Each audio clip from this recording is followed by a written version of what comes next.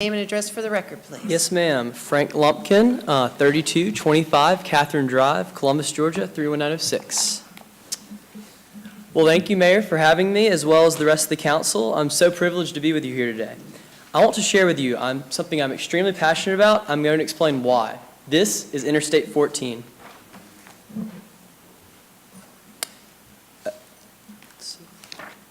Years ago, when the interstate system was established by President Eisenhower, there were plans for I-85 to come through Columbus. However, at this time, our city leaders decided an interstate would not be positive for Columbus. As time has progressed, history has proven that cities not connected by the interstates tend to be isolated. Though Columbus has I-185, it is just a spur, and we remain largely unconnected from the rest of the nation. I-14 is our second chance. Completely built, it will begin in Meridian, Texas, and end in Augusta, Georgia. It is more than a concept. It does, in fact, exist. The first 25-mile stretch opened on January 26th of this year, passing through Killeen, Texas. More parts are being built right now in the Texas, Louisiana, and Mississippi corridors. However, little is being done in the Eastern Corridor, Georgia and Alabama. That is where we need to come in. A huge downside to the interstate system when it was initially developed was the impact it had on pre-existing communities. However, in Columbus, we do not face this issue. Locally, Interstate 14 would follow Highway 80, the J.R. Allen Parkway, a road already built to interstate standards. Though some additions would have to be made on the eastern end of J.R. Allen, where limited access ends, most parts going through Columbus would not require the process of eminent domain to take place. We have options as far as areas that do need construction, and if we get started soon, we can make these additions before East Columbus becomes denser. Also, opponents to the interstate would argue that we would have increased traffic. However, due to J.R. Allen's unique design, it separates through traffic in the diagram labeled in red and local traffic labeled in green to prevent entanglement in several places. There's plenty of room to expand this addition to the rest of the interstate. Now, why should you care? I've gotten into a few reasons already, but really there are three: interstate connection, strategic military impact, and enhanced economic development. When watching a documentary on our interstate system, I came across a line: "We are one nation, indivisible, united by roads." I felt like this truly captures the intensity to which the interstate system brings us as a country together. Geographically, Interstate 14 would be a major artery connecting many areas of the Southeast to one another. A nickname for I-14 is Forts to Ports because of the significant number of bases it would connect to other bases as well as seaports. Major cities in all states I-14 will run through are also connected to one another. All of these connections provide easier travel to these places for people and for freight. Another aspect to think about is the way in which Columbus is growing. We are a bigger city than we think, and we are only on the rise. We need to get ahead of the curve as far as infrastructure growth goes by installing solid roadways to sustain our growth. As Columbus grows eastward, we need a way for people to get in and out of the city. Interstate 14 would provide this, much like the interstates that go into Atlanta and Houston and bring tons of people in on the daily. As commuter traffic volume increases, we will run into this problem, and we need to fix it now. We might as well connect the J.R. Allen Parkway with the Sam Wellborn Highway now, label it an interstate in order to solicit federal and state money and fix the issue before it gets worse. Also, Interstate 14 would make Columbus a throughway city and even more of a destination city. What I mean by this is people who would not normally ever pass through Columbus, say traveling to the coast or out west, will stop by Columbus for lunch in a hotel and they will see our town. They will realize what a neat place it is and make it their future destination. Interstate 14 would transform Interstate I-185 from a spur to a thriving highway. 14 would make I-85 a shortcut from 14 to 85 and vice versa, transforming Columbus into a major crossroads. When the interstates were initially developed, their sole purpose was military connectivity. As stated previously, 14 will be a major link connecting southeastern military installations with one another for ports and deployment.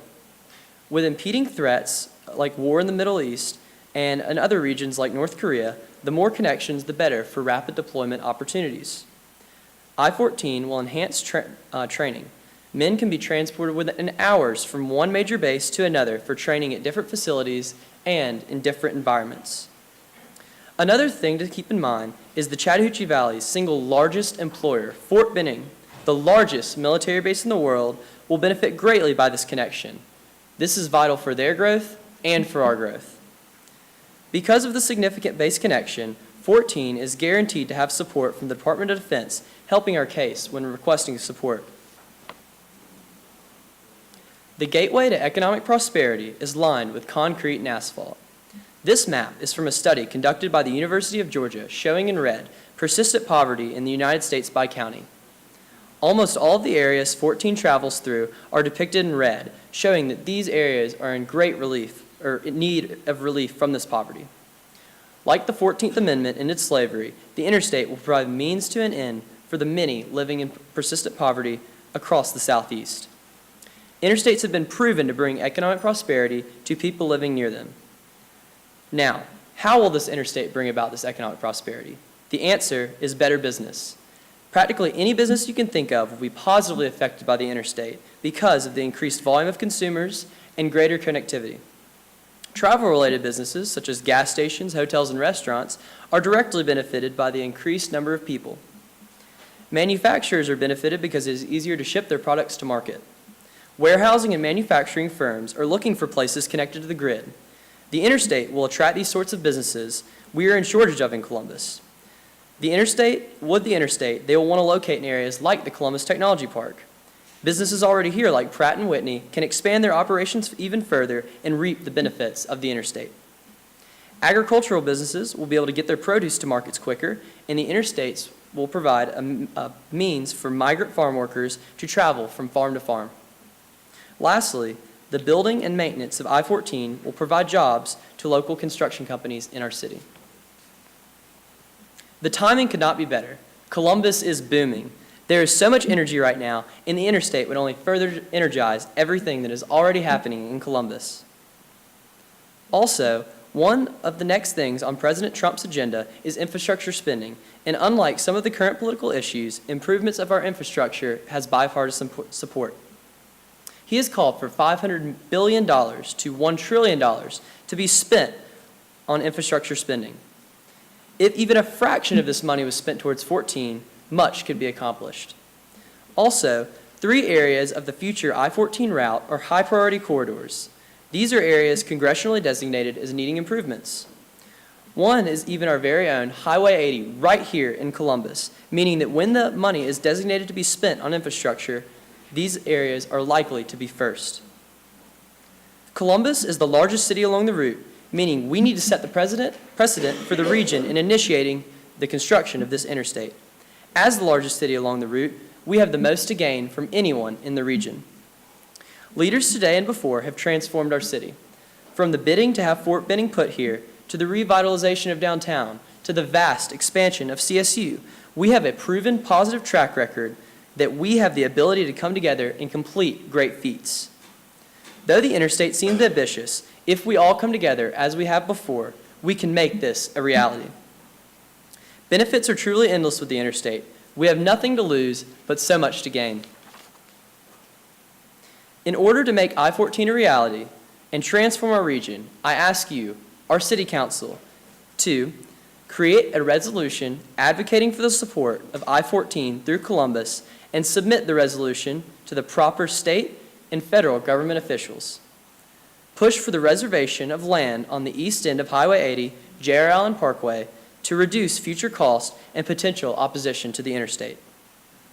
Ask the Chamber of Commerce to be the point of contact for communication with other government entities, cities, towns, and counties along the route, and this is because they already have an established transportation committee working on projects like this. Now, all of this may seem like a major feat, but what I say is if Killeen, Texas, a town much smaller than Columbus, can build a 25-mile stretch of interstate, so can we. It's not a competition, But seriously, we can do better. We can accomplish this by simply connecting the J.R. Allen Parkway with the Sam Wellborn Highway in Columbus. We need to do what we can do to make I-14 a reality for the future of this great city. Thank you, Council, for your time. Thank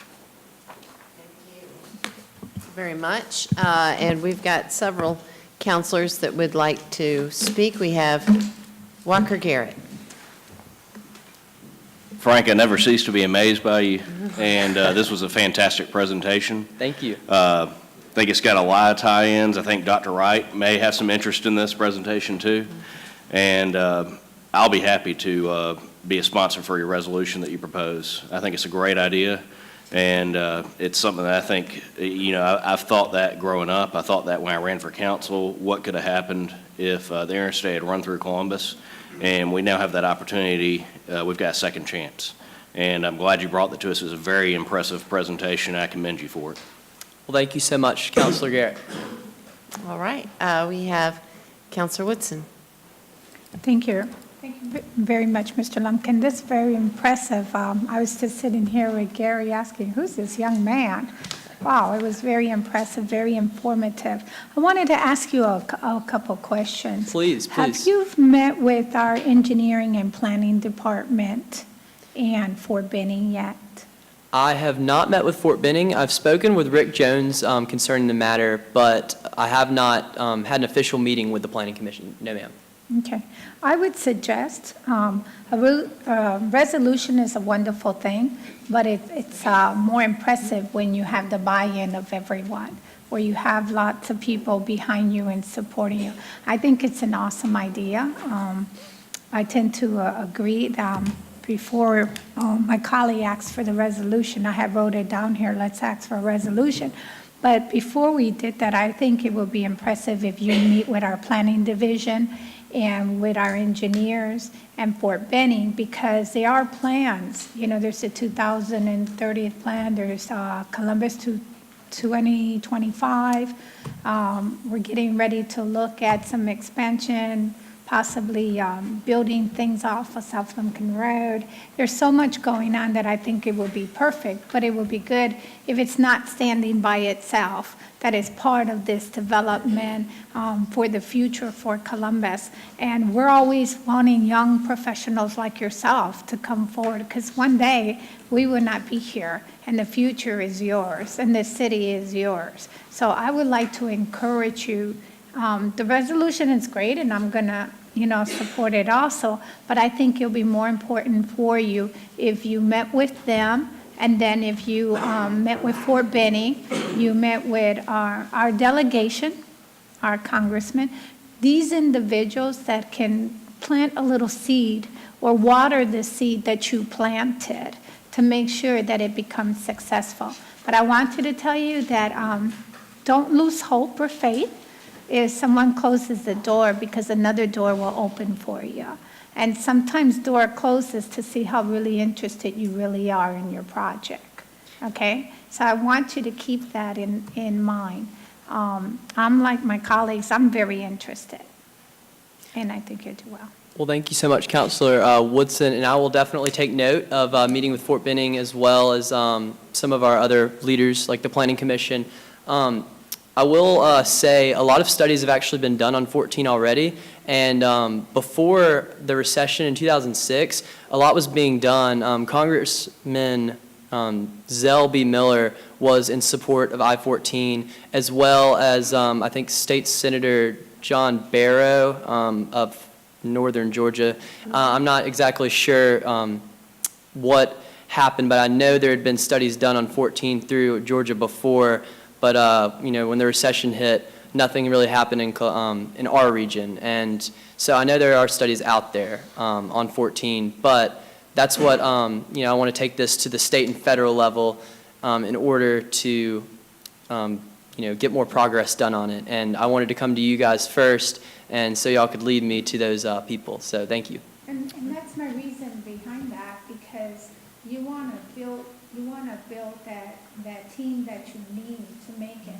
Because lots of times I've learned in my years here, sometimes you can bring something up and no one really supports it or doesn't look at it, or it sits on a shelf, it's all about timing. It's all about timing, and it's all about who you have at the table. And Columbus is a community that if you can sell it, they buy it, it's made, it's completed. So that's why I'm really encouraging you to stay positive, get with our engineers, get with our planning division, these groups that are out there planning things so that you can be a part of it. So that can help you to make this a reality. I could tell you that I would jump on your wagon because I think it's a good idea.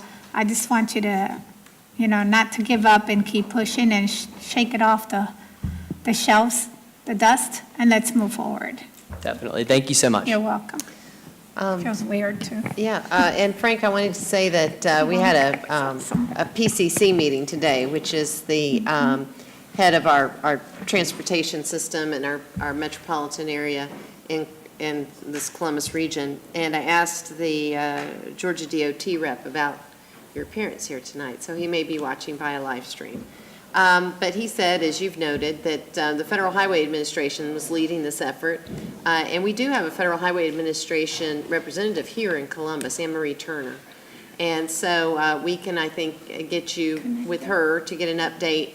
And it was sort of put on the back burner, no funding source was ever found, but all of that work, as you said, is there. I think there's probably additional work that needs to be done.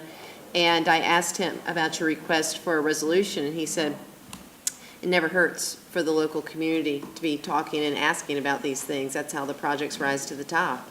So I just wanted to share that with you, and I know, of course, Rick Jones with our Citizens Advisory Committee and who heads up our transportation planning.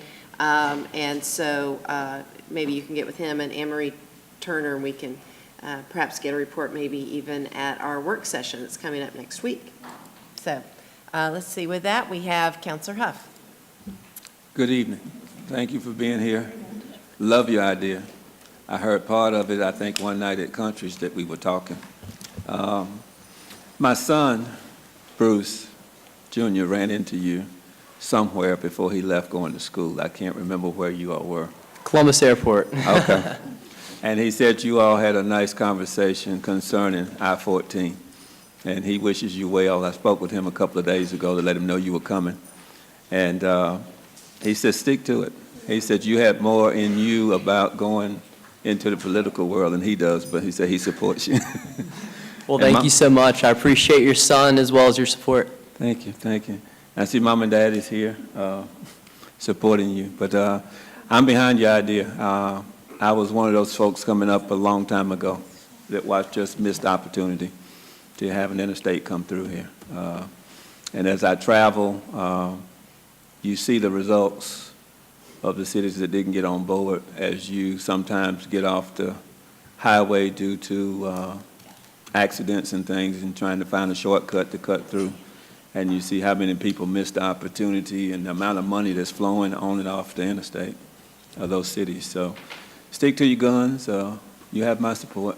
I'm with Walker and Mimi and everybody here, Councilor Woodson, Councilor Gare, and all of us. And I'm sure you'll pick up more support as time goes on. But do follow, all of the suggestions and things and build your team, because we normally try to work together here and agree on things the majority of the time to try to push it on to the state and federal government. Yes, sir. Thank you so much. And I mean, Interstate 14 is something that the community will need to all support and come together. And it's really something that can transform Columbus and only just add to everything that is happening here already that's so great. So. Thank you. All right. We have Councilor Thomas. Hi, Frank. I will tell you that as I was listening to your presentation, I noticed that Peter Bowden is in the audience and with Visit Columbus, Georgia. And when you said what you did about travel-related businesses, he sort of perked up. So this is one of those things I think that many areas in our community will benefit from. I think perhaps the resolution that we were talking about may be the first of several resolutions as you move this process along. And I know that you have made some contact with the Chamber of Commerce, and that was one of the things that you said in here was for us to work with the Chamber. You want to tell us a little bit about their reaction to what you have here? Yes, ma'am. So back in about mid-May of this year, I was able to brief the Chamber of Commerce, much like the presentation I gave tonight, and they said that they would put it on their transportation committee's agenda. And I spoke to the chamber, and I think, since they already have this established committee, it would, be a lot more resourceful to use their committee as instead of setting up or the city council setting up their own committee. Since we have limited resources, we might as well use the ones that are already there, as well as they have contacts with other chambers along the route in order to make 14 a reality and get other municipalities on board. So that's why I threw that in the resolution. And I think one of the things too that Mr. Jones, Rick Jones from our planning department can help with is to put you in contact with people that you need to talk with. He knows a lot of folks around the area who deal in this sort of thing and will be, I think, probably a great resource to you to make those contacts that you need to make. And I can't stop this without saying, go Dogs. That's right, go Dogs. And I will add that I actually have spoken with the Georgia State Transportation Committee as well, not as a whole, but I spoke to Representative Sam Wellborn for the committee, and I hope to be making a presentation to them in Atlanta similar to this sometime in the next few months. So I have been working at all different levels and with many different people on this project. So. Okay. All right, we have Deputy City Manager Lisa Goodwin who's sitting in for Mr. Isaiah Hughley.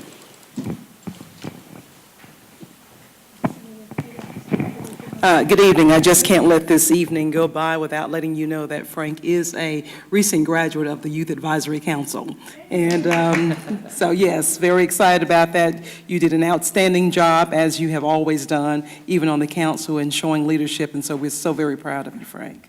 Very proud of you. Thank you so much. And I appreciate, the Youth Advisory Council and what they do, and I appreciate the city leaders that work with them and make it a reality, because it was definitely a major influence in getting me up here, giving me the courage to do something like this, present to City Council. So, yes, with that being said, thank you so much.